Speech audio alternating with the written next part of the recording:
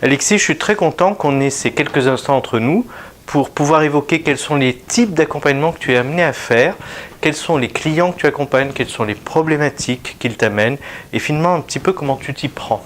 Voilà. Alors, j'interviens d'abord en coaching individuel, en accompagnant les managers sur tous les sujets qui les touchent au quotidien, que ce soit l'animation de leur équipe, leur prise de décision et également la gestion de leur temps et de leurs priorités. Mais il y a un sujet que j'aime plus particulièrement, c'est de les accompagner lors de leur prise de fonction, car c'est un moment charnière de leur carrière. Mon expérience me montre qu'à chaque fois, ils tirent vraiment tous les bénéfices d'un tel accompagnement, que ce soit en termes de souplesse et en termes de sérénité. En effet, il y a deux écueils importants auxquels sont confrontés les managers à ce moment clé. C'est le stress, un stress qui peut être envahissant, et donc son corollaire, une tendance à se rigidifier. En ce qui concerne le stress, ce stress il est très important évidemment à ce moment-là, alors que justement les managers ont besoin de se mobiliser à 100% sur leur réussite. Et quant à la tendance à se rigidifier, elle vient en contradiction avec leur besoin d'agilité pour faire face à la situation. D'accord, comment tu peux accompagner ces personnes dans ces situations tout particulièrement? Alors je peux te donner l'exemple d'un des clients que j'ai accompagné, qui est un manager qui venait de reprendre la direction de son département et qui, face à la pression qu'il s'est mis, a adopté un style managérial extrêmement contrôlant, au point de finir par étouffer ses équipes. Et donc je l'ai aidé à prendre du recul par rapport à sa situation, notamment en l'aidant à clarifier ses enjeux. Et je l'ai fait travailler également sur son style managérial par des mises en situation très opérationnelles. Au-delà d'accompagner des individus, il me semble que tu accompagnes aussi des équipes. Est-ce que tu peux m'en dire un petit peu plus? Alors, j'accompagne les équipes sur deux principaux types d'enjeux, des enjeux de cohésion d'équipe et des enjeux de performance et d'efficacité. Tu peux donner quelques exemples?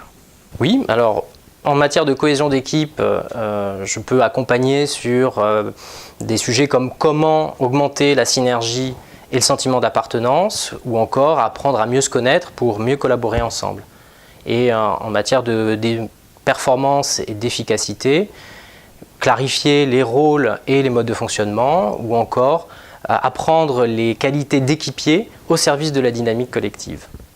Ma conviction, c'est que bien souvent les équipes dysfonctionnent d'abord en raison de problèmes d'organisation du travail, par exemple une absence de clarification des rôles et responsabilités.